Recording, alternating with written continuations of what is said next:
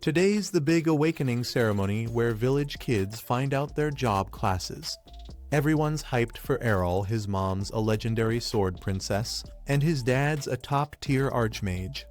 Basically, the boy's expected to roll legendary on his character sheet. But when the priest touches him, instead of a fancy vision, Errol just sees white. The priest freezes. That almost never happens. And when it does, it only means one thing. Errol is destined to be jobless.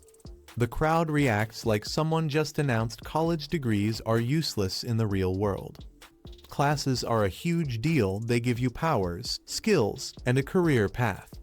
His parents and sisters spent the morning hyping him up, expecting a god-tier class, so when they hear unemployed, their jaws drop.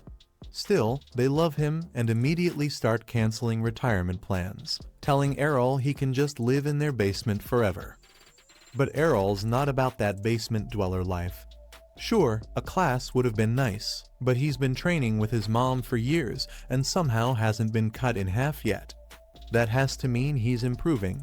He figures it'll just take more effort to reach the same level as others, and he's fine with that. His family cheers him on, but Errol just shrugs and heads out to train. In the fields, he finds two kids dueling with their brand new sword classes. When they notice him, they mock him for being classless. Errol ignores the trash talk and asks to spar.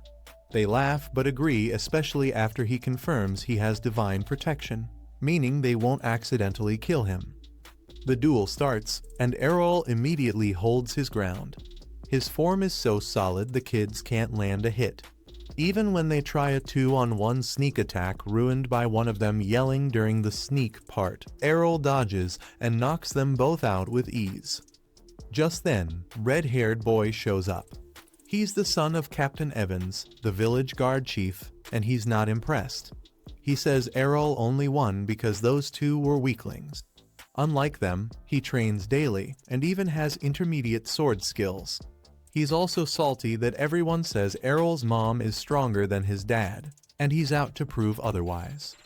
Errol calls him out for being petty but accepts the duel anyway. They clash, and to everyone's surprise, Errol keeps up with him blow for blow. Redhead's clearly stronger, but he's too blinded by anger.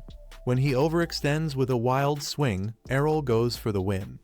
But at the last second, Redhead pulls out a move called Twin Blade, landing 2 slashes in one strike. Errol blocks the first but takes the second to the gut, flying into a wall.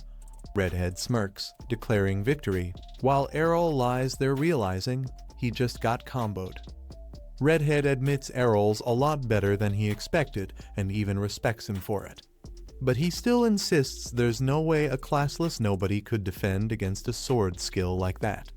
Errol takes that as a personal challenge and swears he'll figure out a way. Fast forward a few days, his sister barges into his room to wake him up. But Errol is not a morning person. He ignores her until she threatens to kiss him if he doesn't get up. That works like an instant alarm clock. After eating, sister asks why he's been training so hard lately. She thinks he should chill once in a while, but Errol refuses to slow down until he's the best. Later, she finds out just how serious he is. His mom shows her a chest full of broken swords from his training. Each one snapped from sheer overuse. In other words, the boy's grinding harder than any MMO addict. Meanwhile, out in the forest, Errol is testing a new move. After letting Redhead smack him with it over and over, he finally cracked the code and can now use Twin Blade slash himself. Just then, a goblin shows up. Despite watching Errol casually slice through a tree, the goblin still decides to charge him solo classic NPC logic. Errol deletes it with one swing. But before he can leave, he hears a kid screaming. Turns out Redhead got wrecked by a hobgoblin and is about to be monster chow. Errol jumps in at the last second and lands a perfect Twin Blade slash, killing it instantly. He heals Redhead with holy water, but instead of saying thanks, Redhead demands to know how the heck Errol pulled off his signature move. Errol explains it was just pattern recognition, timing, rhythm, trial and error. Basically, Redhead unknowingly gave him free lessons by spamming the move so much. Redhead is in shock, but still insists his skill-based version is stronger. So, they duel again. This time, not only does Errol match Redhead's twin slash, but he upgrades it, adding a third strike in the combo. Since he isn't limited by skill restrictions, he can push the move further than its original design.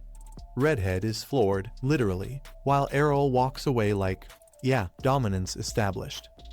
A few days later at dinner, Errol learns that Redhead has decided to leave for Bria, the legendary city of swords, to train.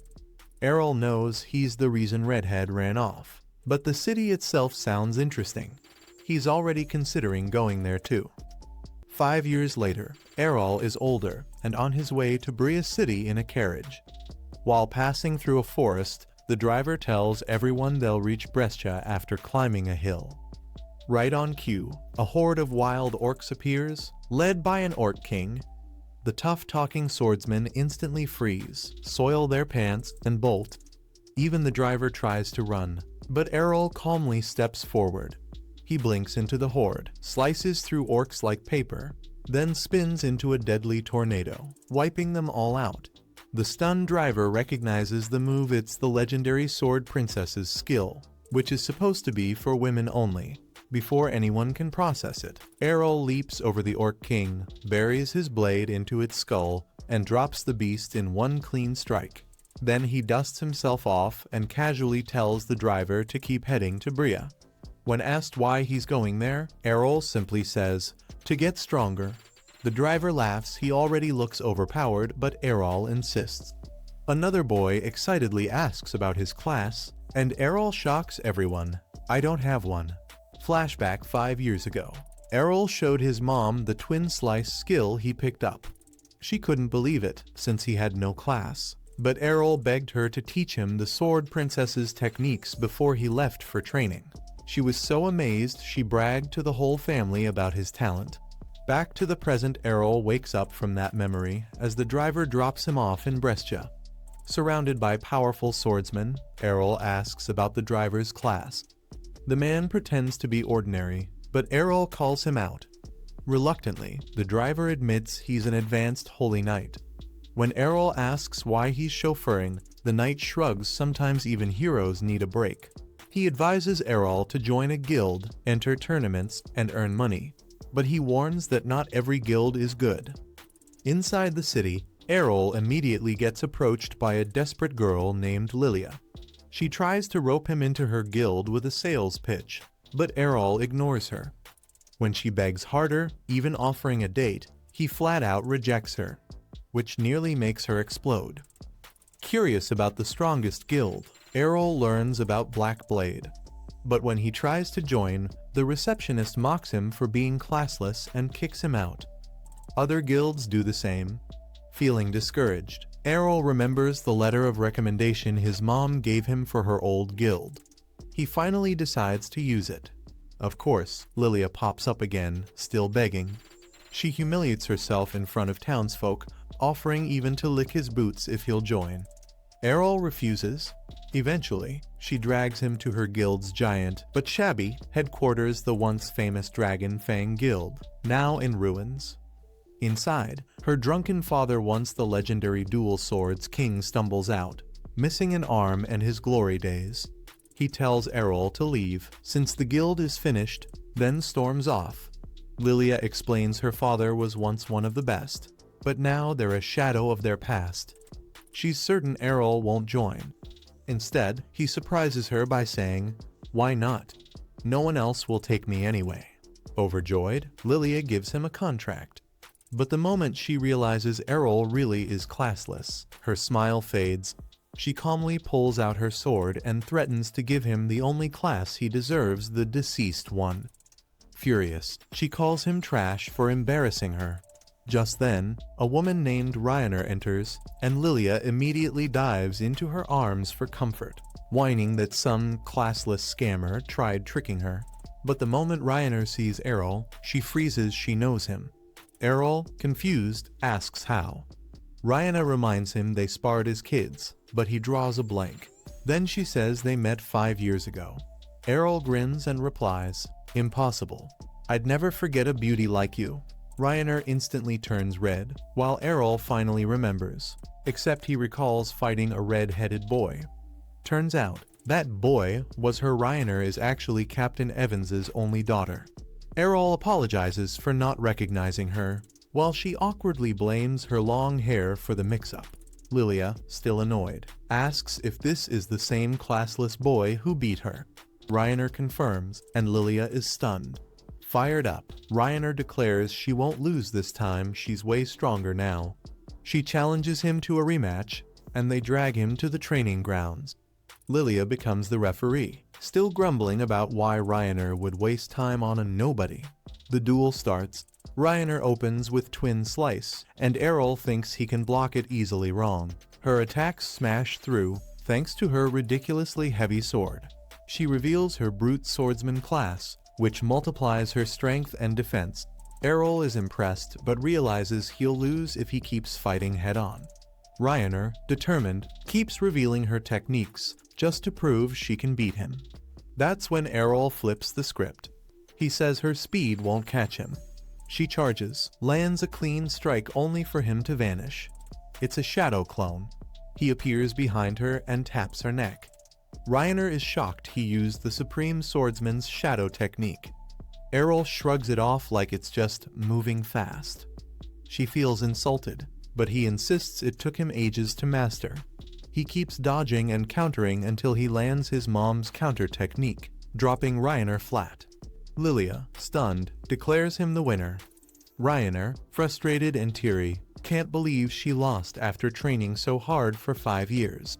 Errol praises her skills but bluntly adds, "I'm just stronger." She bursts into tears, denies crying, then runs off only to be heard bawling inside the guild hall. After the fight, Lilia suddenly changes her tune. She welcomes Errol into the guild like she believed in him all along. Errol remembers her earlier insults but lets it slide. Curious, he asks why the guild is dying. Lilia awkwardly admits they're drowning in debt. When he asks how much, she whispers the scary number in his ear, but assures him that winning the upcoming tournament will fix everything. She explains they need 3 members to enter. Errol asks why Ryaner, who's clearly strong, is even stuck here. Lilia reveals that when Ryaner first came to Bria, every big guild rejected her. But Lilia's father, the former Dual Swords King, saw her potential and took her in. Errol nods, realizing Ryaner is paying back that kindness with loyalty. Confident, Errol declares they'll pay off the debt by crushing the tournament. Lilia isn't so sure most teams have 5 members, and they only have 3. But Errol just grins. For him, strong enemies are exactly why he came to Bria. Watching all this from the shadows, the old guild master quietly notes Errol's incredible potential. The next morning, Errol wakes up and meets with Lena and Lilia to plan their next move for the guild.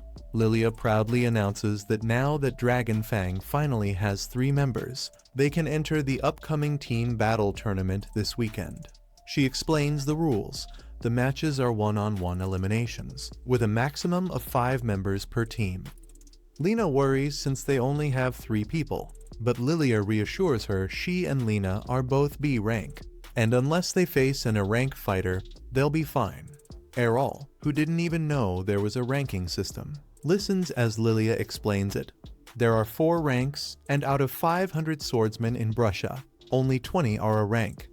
Lena and Lilia are B rank, and since Errol beat Lena, Lilia figures he must be at least B rank too. Since the tournament brackets are already posted, Lilia heads off to check them while Lena goes to train. But before she can leave, Errol calls her back with a favor. He asks if she has any skills other than raw strength. Lena tells him she has a skill called Guts, which lets her divine protection last longer. Errol immediately sees how useful that could be in a fight and asks her to hit him repeatedly. He wants to build endurance by taking hits without divine protection, hoping to copy her skill. Lena calls him insane skills are blessings from the goddess, not something you just learn. But Errol reminds her he's already copied Twin Blade and Shadow skills, so why not this too? To prove it, he borrows her sword, which is 5 times heavier than normal. She's sure he can't lift it, until he effortlessly swings it like it's a stick. Lena's jaw drops. Errol explains that while the brute strength skill boosts power, years of training do the same. Lena admits she underestimated him and agrees to help, but warns she won't hold back. A few minutes later, Lilia bursts back with terrible news. They've been matched against Black Blade Guild, a team stacked with 8 Awakens. Even so, Lilia stays confident they can still win. Lena is beating Errol to a pulp because he asked her to, and despite his injuries, he just stands up and casually asks what's for lunch. When the tournament day arrives, the group overhears people betting on Black Blade. The odds are 20-1 against Dragonfang. Lilia gets fired up, seeing it as a chance to make big money, so she takes out another loan to bet on themselves. Errol finally understands why their guild is drowning in debt. Then Jorg, the arrogant guild master of Black Blade, shows up to mock them. He admits he rigged the brackets so their guilds would face each other. Lilia snaps back, but Jorg just laughs, saying they'll need a miracle to beat his Awakens. Finally, it's showtime. When Errol steps into the arena, the crowd goes wild not because they support him, but because they can't believe a classless guy dared to join the tournament. Geo, Black Blade's first fighter, is personally offended he has to fight someone like Errol. The bell rings. Geo blinks forward and stabs Errol through the chest, except it's just an afterimage. Before Geo realizes it, the real Errol strikes him down with a clean finishing blow. The crowd erupts in shock. Next up is a dual swordsman. One strike, one counter, down he goes. Third round, a barbarian. Errol blink dashes behind him and slashes his neck before the guy even blinks. Lena can't believe it.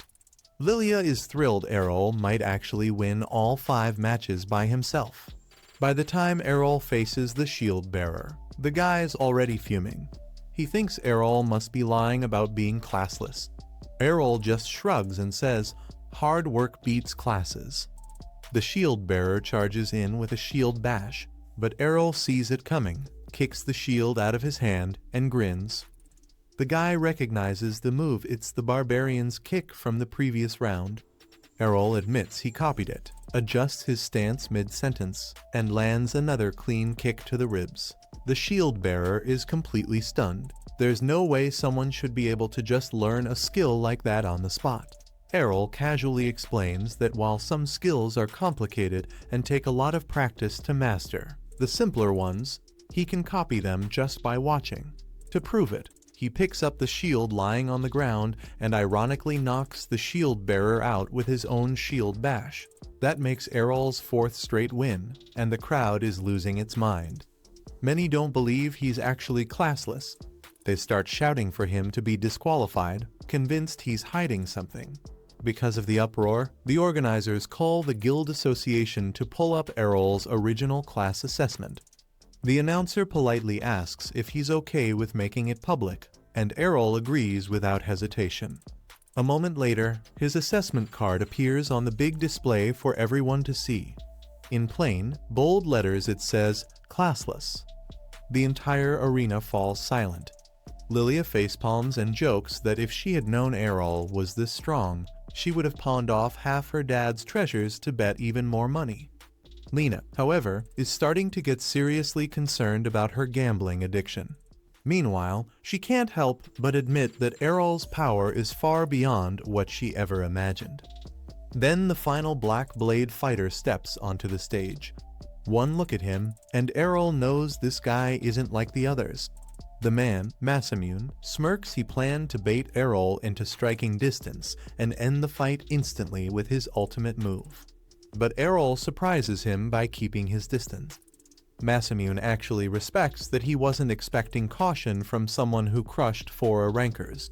But the second Errol hears the words, "ultimate move," he grins and walks right in. The moment Errol enters his range, Masamune unsheathes his blade and unleashes a lightning-fast strike aimed straight at Errol's neck. But he hits nothing. Errol simply vanishes.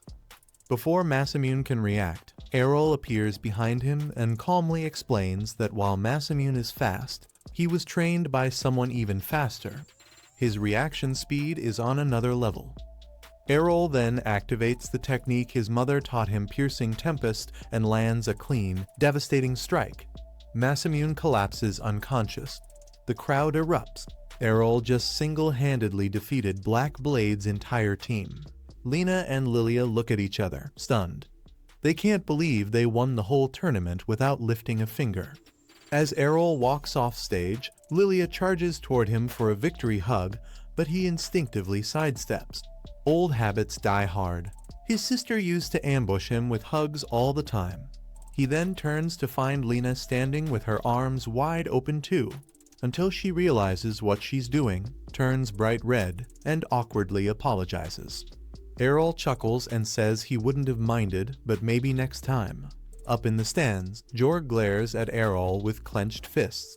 He vows to make Errol pay for this humiliating loss. The three members of Dragon Fang celebrate their big tournament win with a feast. Lilia, apparently old enough to drink, grabs herself a beer while Errol and Rionur sip on juice like a pair of innocent school kids. It doesn't take long for Lilia to start nagging Errol again this time. She's full-on begging him to marry her. Errol instantly rejects her. He prefers Rionur instead. That line catches Rionur completely off guard. Errol's been flirting with her since they met, but she still thinks he's just messing around. Errol swears he's being honest, but Rionur doesn't buy it. She's convinced she's not attractive since everyone always told her she looks like a guy. Later, Errol and Rionur go back to training, where Errol keeps getting destroyed so he can learn her guts skill. Their guild master, Rod, shows up after hearing all the noise and assumes they're venting after losing. Lilia corrects him they actually won against the Black Blade Guild. Rod doesn't believe it until he hears that Errol beat several ranked fighters by himself. Impressed, he admits the kid's got talent, but doubts he'll stick around, thinking Errol will be stolen by another guild. Lilia confidently says she has a foolproof plan to keep him by marrying him. Before Rod can react, Errol immediately denies ever agreeing to that, breaking her heart again. Then he scolds Rod for giving up so easily, saying he should keep fighting like his daughter or just chop off his other arm and be done with it. Rod, offended, snaps that his days as a swordsman ended when he lost his arm since a dual swordsman can't fight with one blade. Errol disagrees, saying he became a swordsman by breaking those very rules. Rod storms off, and Errol just shrugs. The trio decides to find a way to rekindle Rod's passion, and Errol mentions wanting to spar with him someday. Lilia then suggests exploring the dungeon under the city instead. Errol and Rionur agree. Rionur's especially eager since she's training for the next Sword God Cup, the biggest tournament in the city. Errol doesn't know what that is, so she explains. Lilia happily brings him a form to join, but Errol tears it up, only to find out it was actually a marriage certificate. Nice try, Lilia. In revenge, Errol almost strangles her until she apologizes. Meanwhile, elsewhere, an evil mage working for Georg reports that Errol's group will enter the dungeon tomorrow. Georg grins, plotting an accident to get rid of Errol for good. The next morning, the trio enters the dungeon. It's full of teleport circles that let adventurers pick which floor to fight on. They face off against regenerating living armors, perfect for sword training. Errol asks why Lilia isn't fighting, and she proudly says she's a fencer, then offers to teach him her skills. Errol declines, saying he already has all the skills of a sword princess, his mom's advanced class. Lilia is officially useless, and Errol makes sure to point that out. She tries to redeem herself by saying she can at least teach him compassion. Both Errol and Rionur just stare at her and walk away.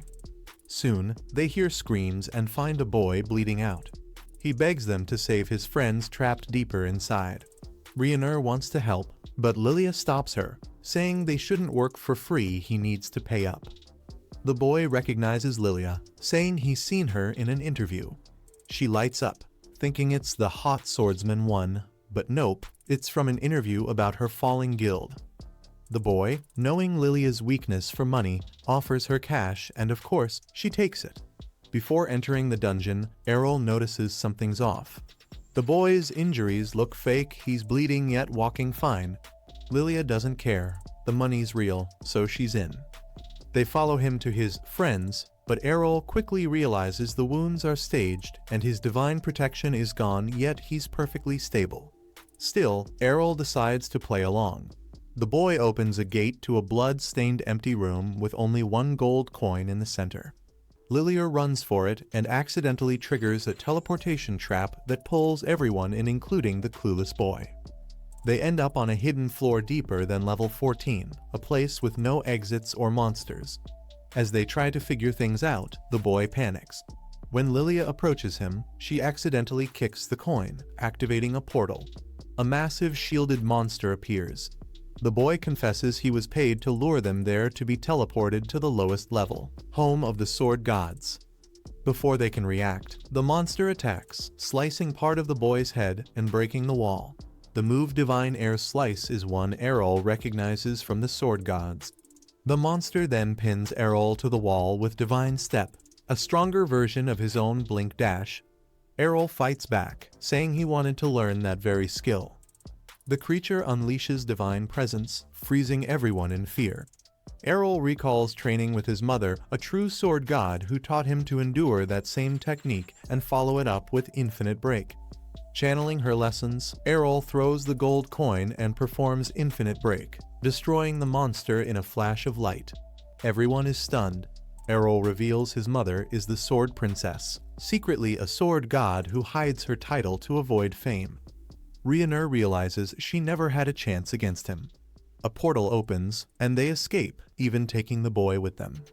Meanwhile, Rod drinks at a bar, thinking about Errol's words that one arm is enough to fight. He overhears thugs bragging about trapping adventurers and realizes it's his daughter's guild. Enraged, he confronts them, only for Georg to appear, claiming Lilia and her friends are dead.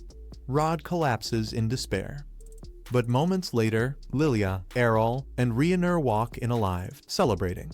Georg is stunned they survived and storms off in rage. Alone, he rants that he destroyed Rod and outlasted the Sword Princess, yet now a classless boy threatens him.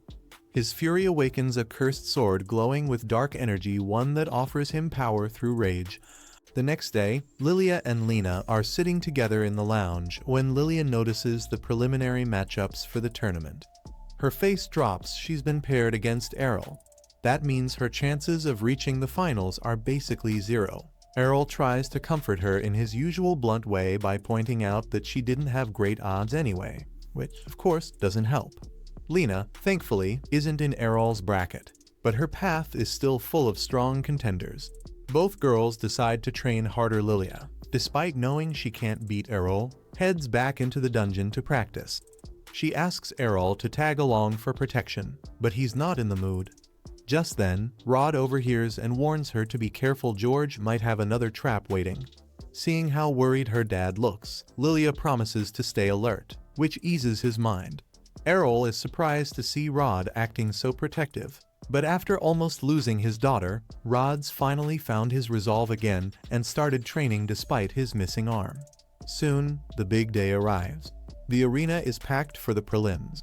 Lilia loses her first match to a random guy despite all her training. Crushed, she gets a poor pep talk from Errol, who says it was inevitable. Meanwhile, Errol dominates every fight and reaches his bracket's finals. Lilia warns him his next opponent is a magic swordswoman. Errol's intrigued she can use magic in the tournament, but isn't worried. When the match begins, the woman fires non-stop fireballs. Errol dodges, closes in, but she parries and blasts him point blank. He quickly analyzes her flashy but shallow and mocks her for being average at both magic and swordplay. Furious, she coats her sword in flames and launches fiery waves. Errol compliments her potential but easily deflects her attacks, saying if her swordsmanship were as good as Lilia's, she might have been trouble. She calls him a classless loser, so he extinguishes her flames with a twin blade strike and knocks her out. Errol wins the prelims and starts wondering how to learn magic himself. A few days later, Lilia wakes Rod for Errol's next match, but he refuses to go, saying he's training and too out of shape to win in his current condition. The remark angers Lilia, who drags him along anyway, knowing he'd sneak in regardless. At the arena, Lena's nervous she won't know her opponent until announced. The announcer calls out, "Last year's champion, George the Sword Emperor, versus Errol."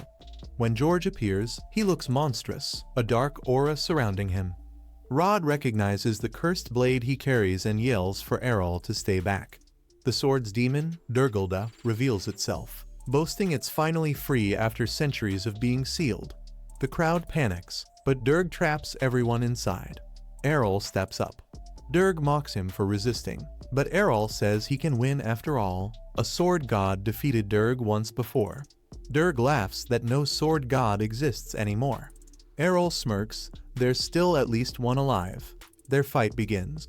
Errol's speed shocks Durg, and using Divine Step, he nearly decapitates him. Durg counters with Jorg's strength, landing a massive hit, but Errol stays unfazed thanks to his Guts skill. Terrified, Durg attacks wildly, but Errol ends it with Infinite Break, landing hundreds of strikes in a second. As Durg's control fades, he tries to escape by possessing a new host. Spotting Rod, he flies toward him. Now inside Rod's body, appears behind her, blade at her neck. Durg snarls for Errol to let him go or his wife dies. Errol flatly replies, "She's not my wife." Durg laughs, recalling Rod's memories of Lilia saying she'd marry Errol. Errol rolls his eyes and readies to attack, but Lena yells to stop Lilia's still their friend. Errol shrugs, saying Durg probably can't hurt her anyway. The demon tries, but his arm won't move. Inside, Rod is fighting back, refusing to harm his daughter. Desperate, Durg tempts Rod with his old strength if he surrenders control. But after training with Errol, Rod's learned true strength comes from effort, not shortcuts. With new resolve, he expels the demon, grabs the cursed sword, and hurls it to Errol, who slices it clean in half, destroying Durg for good. Later on, back at the guild, Rod's passion for swordsmanship is burning again. Thanks to all the fame Errol brought them, the guild is flooded with new applicants and Rod's not going easy on any of them. As he ruthlessly beats the rookies down, he yells that they rely too much on skills instead of learning real defense. The poor trainees beg for mercy, completely overwhelmed. Meanwhile, one student sneaks away to catch his breath, only for Lilia to find him hiding. She scolds him for slacking off, but he complains that Rod has gone completely crazy with training lately. Lilia admits her dad's gotten a lot more fired up ever since he met Errol. The boy asks where Errol is, but Lilia sadly explains he quit the guild and Lena left too, chasing after him. She tries to stay strong but eventually breaks down, saying it's not fair that Errol left her behind. As for Errol, he's already on his way back home. The carriage driver is shocked to learn that this kid managed to win the Sword God Cup and asks why he'd leave at the peak of his fame. Errol says there's nothing left for him to learn there, now it's time to test his strength against the one person he's never beaten, his mother. Back home, his mother, Farah, is picking flowers when Errol tries to sneak up on her. Without even looking, she greets him. She could sense him only when he got close, which impresses her. Errol proudly tells her he won the Sword God Cup, and she laughs, saying she did the same when she was young. Before he can ask her for a duel, she suddenly flashes right in front of him so fast he can't even react. If she'd been holding a sword instead of a flower, he'd be toast. That's exactly why he wants to train with her again. She agrees but warns that if they fight here, they'll wreck the house. So they head to the training grounds behind the mountain. The moment they arrive, Farah launches a Divine Step attack, but Errol blocks it this time. He counters with a combo of Divine Slash and Twin Blade Slash, which Farah easily parries. She's impressed he managed to combine two skills at once. When he asks what skill she used to block, she says she didn't use one, she was just swinging normally. Errol realizes he's been relying too much on skills and learns something new from her natural technique. Soon, their duel gets so intense that villagers hear explosions from the forest and think it's a monster attack. But it's just mother and son going all out. When Farah uses Divine Presence to slow him, it doesn't work, he's already mastered it. Amazed, she decides to stop holding back, and they both unleash their strongest move, Infinite Break. Meanwhile, Lena finally arrives at Errol's house, only to be greeted by a little girl who assumes she's Errol's girlfriend and immediately calls her a cow. Lena, confused and flustered, tries to explain she's just here to talk. But the girl keeps calling her names until Farah and Errol return, looking beat up. The girl rushes to Errol, asking who won the fight. Farah admits Errol came out on top, which stuns Lena. His mom is a sword god, after all. Errol downplays it, saying he only won because Farah's out of practice. Farah grumbles that he's making her sound like an old lady, but he smiles and tells her she's still way too pretty for that. Inside, they all sit down for dinner. Farah's curious about Errol's adventures in Sword City, but what she really wants to hear about is his romance with Lena. Errol insists they just lived in the same guild house, nothing scandalous. Lena then asks why he left the guild without saying goodbye. Errol says he did leave a resignation letter, but she snaps that she meant an actual goodbye, not paperwork. Farah cuts in, teasing that it's nice Errol has a girl who cares so much about him. But Lena admits she's not here just for him, she also wants to become stronger, and she asks Farah to take her on as a disciple. Before Farah can respond, a man named Evans bursts in, panicking about a terrifying sound behind the mountain. Farah quickly lies that she already defeated the monster aka her own son. Relieved, Evans calms down and then recognizes Lena, realizing she's grown up to look just like his late wife. When he asks what she's doing there, Farah mischievously says Lena wants to learn how to be a good wife for Errol. Evans instantly tears up with joy, thinking his daughter's about to get married, only for Lena to shout that she just wants sword training. Farah smirks and says, well, there's time for both sword lessons and wife lesson. When Lena turns to her dad for backup, he actually agrees, saying he'd be thrilled for Farah to teach Lena both fighting and housekeeping, since he only ever taught her how to swing a sword. Farah assures Evans that he can trust her to take good care of Lena. Relieved, he thanks her and says he'll head back to work, officially leaving Lena in Farah's hands. Lena, meanwhile, is just standing there wondering how her life spiraled into this. Meanwhile, Errol's dad, Leon, has been quietly listening to the chaos from his study. When Errol walks in, Leon doesn't even look surprised. Errol asks how his magic research is going, and Leon proudly says he's close to a breakthrough, maybe even an ultimate technique if his theory works. Then, with a grin, he asks if the rumors are true. Did Errol bring home a cute girlfriend? Errol smirks and says she's more beautiful than cute. But he quickly changes the subject. He just beat Farah in a duel, and now he wants Leon to teach him magic. Leon instantly shuts that down, saying it's impossible. Magic requires a large mana pool, and that's something you're either born with or not.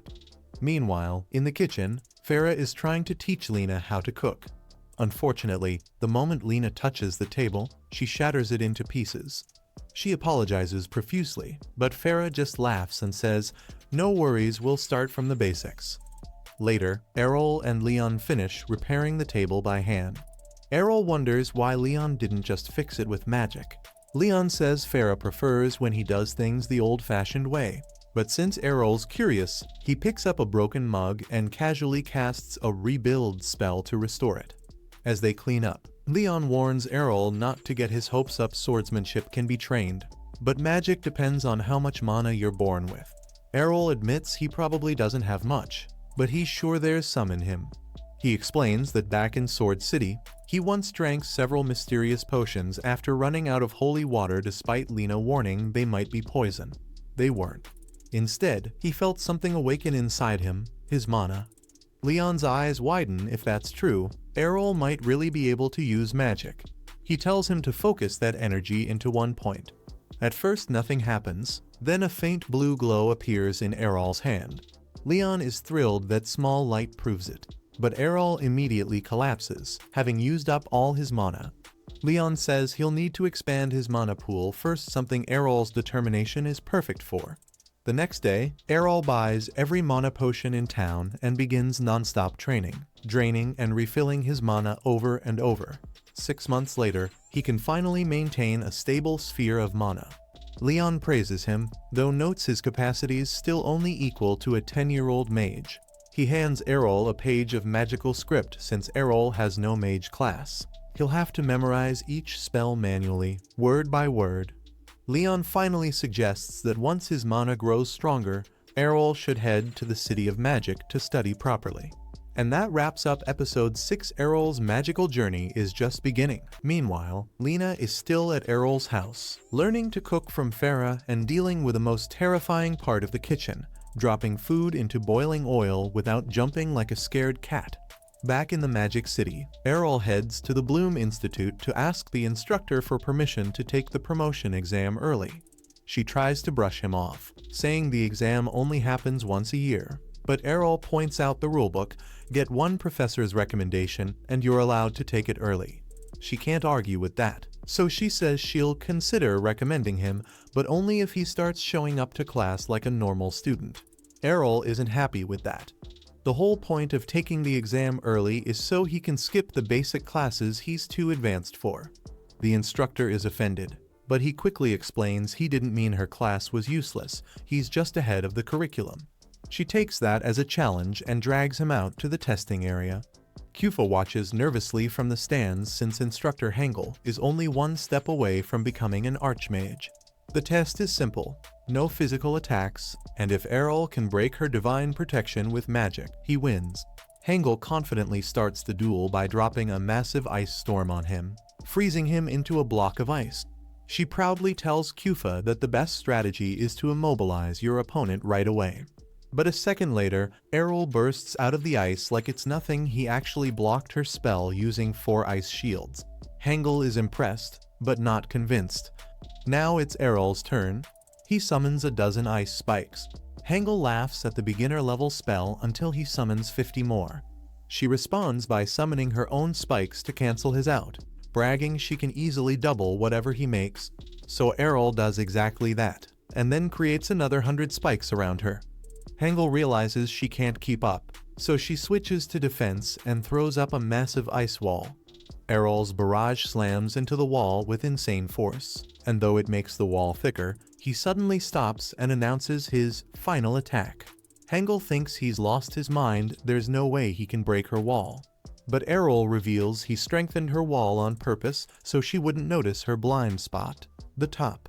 He summons a giant icicle spear from above. Hengel panics, tries to block it, but she's completely boxed in. The spear crashes through her shield and overwhelms her completely. Later, Errol reunites with the group. Kufa proudly tells everyone what happened, and since he proved his strength, Hengel lets him skip straight to 2nd grade. With the Bloom Institute handled, Errol heads to the Green Institute to do the same thing. But their instructor shuts him down immediately. They don't share rules with other institutes. Promotion here is extremely strict, the only exception in their records. The headmaster personally approving a skip for an exceptional student. Errol thinks this is his chance, until the instructor warns him that disturbing the headmaster could get him expelled. Errol tries asking if showing off his wind magic would help. Nope, also against the rules. That's when Colette jumps in with a plan. The flight race is coming up, and the winner traditionally gets praised by the headmaster. If Errol wins, the headmaster might acknowledge him and grant the promotion. The instructor reluctantly agrees the plan could work, but the race has over 300 participants. Errol, however, is confident he's worked hard on his flight magic. Race day arrives. Errol steps onto the course, and the others cheer him on. Then Ski, the kid who challenged him months ago, shows up, claiming he'll win easily. He laughs that someone who could barely float a few weeks ago thinks he can beat him. The announcer, Grig, explains the course. They start at the Green Institute, fly through the city gates, circle the entire city, and return. The headmaster himself is watching, so everyone tries their best, while also trying not to crash. The race begins with hundreds of students blasting into the sky. One guy, Marco, manages to immediately crash into the stands. The lead pack shrinks to about 15 students, mostly 2nd and 3rd graders, plus 2 1st-grade surprises, Errol and Ski. Ski is shocked Errol can keep up, but reminds himself that everyone is still conserving energy. The first challenge appears, squeezing through the narrow front gate and making a sharp left turn. It sounds easy, but 2 students already failed and Swan dived into the water. Ski lines himself up perfectly in the center of the gate, glides through, and drifts mid-air to make the turn while two more contestants wipe out behind him. Ski is feeling pretty proud of himself after that smooth mid-air turn. He's sure Errol could never pull off a move like that with only a few months of training. But then he looks back, and Errol is still right behind him. The front group thins out even more, and Dion decides to show everyone why she's the favorite. She blasts forward, leaving most racers choking on magical dust. But Grig and Dummel are stunned two first graders are actually keeping up with her. Dion is surprised too. This has never happened before. Ski puffs out his chest and proudly declares she'd better get used to second place, because he is winning this race. Dion smiles like, "Oh, is that so?" and immediately kicks it into high gear. Ski's eyes go wide. He thought she was already at max speed, but nope, she wasn't even trying. He attempts to match her pace but burns out almost instantly. A few seconds later, Dion is gone from view, and Ski realizes painfully that his winning dream is officially dead. Grig and Dummel notice Ski slowing down and conclude he's hit his limit. Still, for a first grader, his future looks bright. But Dion's race isn't over. Errol catches up to her and is seconds away from overtaking her. Dion refuses to lose and fires up everything she's got. Errol has only been flying for 2 months, so this is the fastest he can normally go. But he has one secret move left. He compresses the air beneath his feet and blasts forward, shocking literally everyone watching. Even Grig is too stunned to speak. Dummel, however, examines it closely. Errol is basically jumping on air, something only possible with insane leg strength. Errol keeps up with Dion at her top speed, but the city gate is coming up fast. They'll need to slow down if they want to make the sharp turn without becoming wall decorations. Dion eventually brakes, knowing she'll crash if she continues. Errol, on the other hand, refuses to slow down. At the last second, he punches the air to redirect himself around the corner smooth, sharp, and perfectly controlled. From there, he holds first place all the way to the finish line and wins the entire race. After landing, Dion congratulates him. She can clearly see how much work he put into training for this moment. A few moments later, an exhausted Ski drags himself past the finish line, earning third place and probably a week of muscle pain. Later, the headmaster approaches Errol, awards him his flight certificate and first place medal, and Errol uses the perfect moment to ask for a favor. He wants to be promoted to second grade. Since he's already proven himself with outstanding wind magic, the headmaster approves it on the spot. Now Errol is officially second grade in the red, blue, and green institutes, though he still has 3 more schools left to level up. Errol heads to the Yellow Magic Institute, all fired up to take the promotion exam, only to find out he missed the registration deadline. No registration means no exam, no promotion, nothing. Even worse, the next assembly is still months away. He begs the receptionist for a special exception, but rules are rules, until a man overhears that Errol created a brand new type of golem. Interested, he steps in and offers to register as Errol's assistant so Errol can sneak into the current assembly.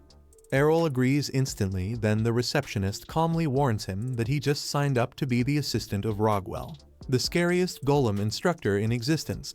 He's a genius and a menace. He breaks students the way other people break pencils. Errol still doesn't care. If it gets him in, it's fine. Assembly day. After a long lineup of fancy presentations, Rogwell and Errol finally take the stage.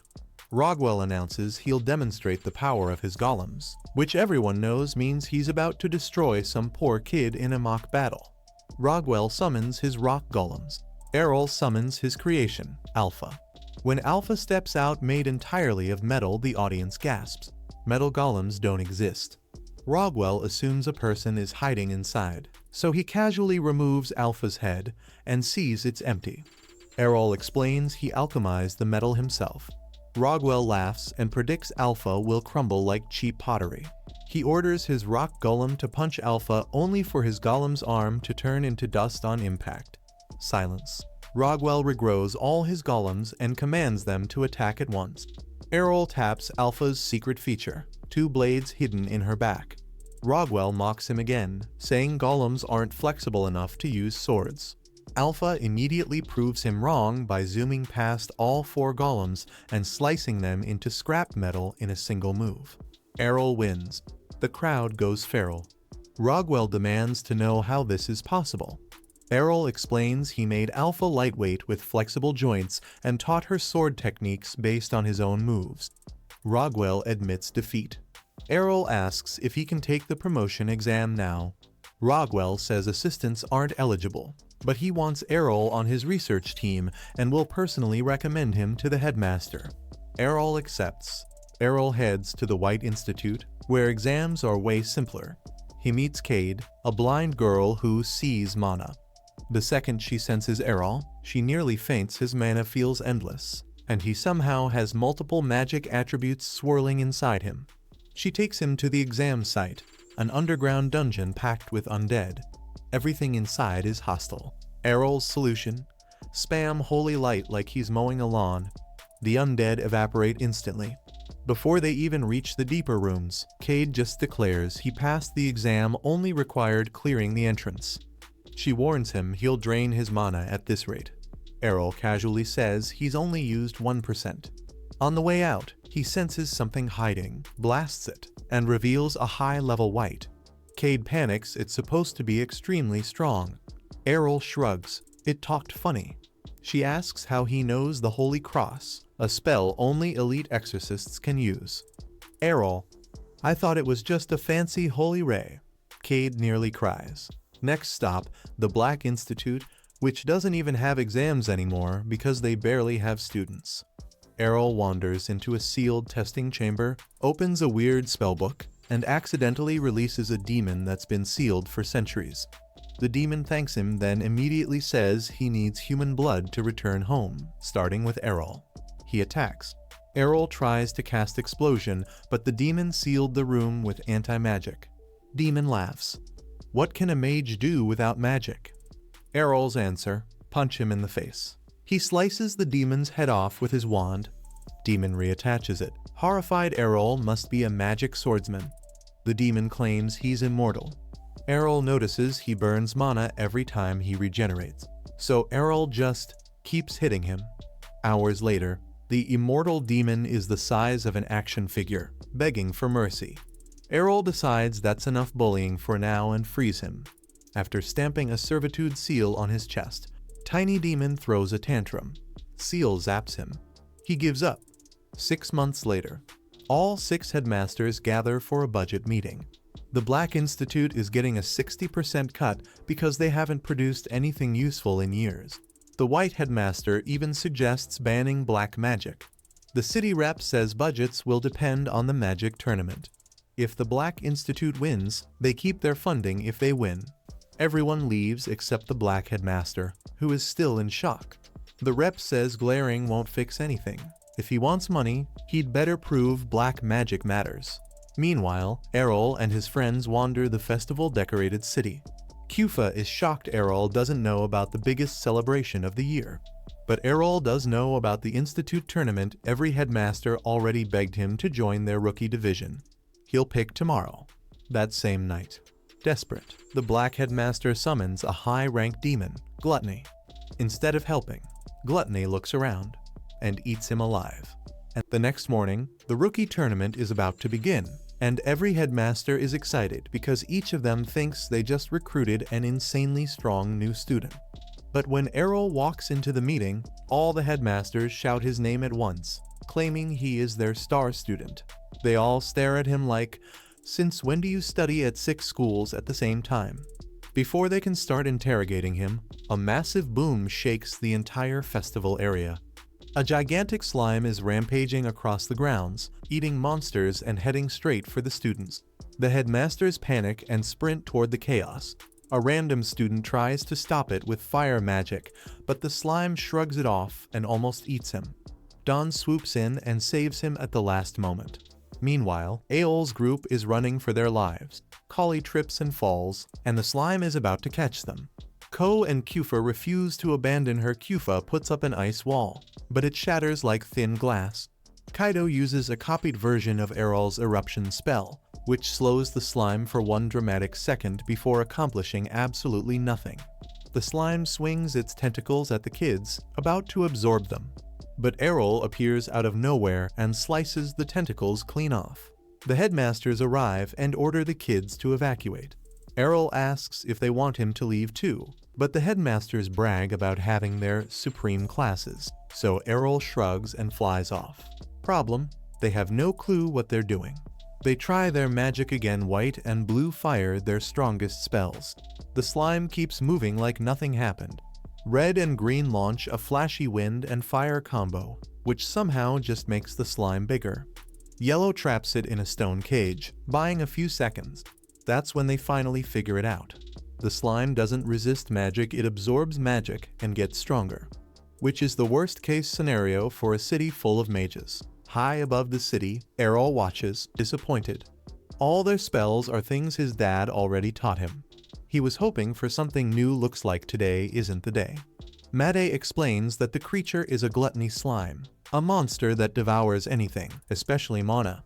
In other words, the headmasters accidentally buffed it by attacking it. Physical attacks might work, but there's a chance the slime could absorb the weapon too. Errol asks, what if the attack is too strong to absorb, or too fast? Made shrugs. Then it should work. Errol creates a sword with alchemy and dives in. The slime heads for the city center, so the headmasters focus on evacuation. Errol crashes down from the sky and slices the slime cleanly in half with a magic sword strike. But it instantly reforms. The headmasters arrive and freak out because Errol's swordsmanship is insane. They assume he's a magic swordsman. Errol corrects them. He's classless. They do not believe him. He tells them to protect the students because the slime is drawn to mana, which means it's heading towards City Hall. They begrudgingly go. Errol then hits it with infinite break, shredding the slime into tiny pieces. But it reforms again. Annoyed, the slime tries to run away, but Errol traps it inside a giant box and summons 4 golems. Together, they unleash a quadruple infinite break, turning the slime into confetti. But it still reforms. Sword attacks aren't enough anymore. So Errol switches to magic. Made laughs because using magic on a magic-eating slime sounds like desperation. But Errol says he just needs to use a kind of magic the slime can't absorb. Mate has no idea what he means. Then Errol reveals his final trump card. He summons 6 magic circles, 1 for each element, and fuses them into a single, unstable spell. It's the ultimate technique his dad taught him, the annihilation spell. His father warned him that one mistake could wipe out Errol and the entire city. Errol completes the chant, but realizes the spell consumes mana at a terrifying speed. His mana runs dangerously low. If he runs out, the spell goes wild. Right before catastrophe, all the headmasters and every student inside the town hall channel their mana into him. It's just enough to stabilize the spell. Errol fires the annihilation spell, wiping out the slime and a huge section of the city. Exhausted, he lands as the headmasters rush in, shocked that he used a spell only mage lords can control. They ask if he's a mage lord. Errol says no, he's classless. His father is the mage lord who taught him. Red suddenly realizes the only mage lord he knows is Leon. Errol casually confirms Leon is his dad. The headmasters lose it, remembering how Leon visited each of their schools for a year before vanishing. Errol explains Leon just learns fast and leaves whenever he gets bored. They ask how to become a mage lord. Errol tells the truth: you have to master all 6 types of magic. This destroys their worldview since each headmaster only mastered one. Errol quietly leaves, returns to the crater, finds a surviving slime fragment, and instead of killing it, contracts it as a living trash disposal. The next morning, Ko and the others barge in, asking if he's really leaving the City of Magic. Errol says his goal is complete, he'll visit again, but he's going home first, then heading to the City of Monsters to study his new slime familiar. Meanwhile, the board director panics about losing Errol, while the headmasters admit they're too weak to stop him. Then Black appears as a ghost, telling them not to worry, they now know the path to creating a new mage lord. Everyone freaks out because Black is literally dead, and he conveniently hides that he caused the entire slime incident. And that wraps up episode 11.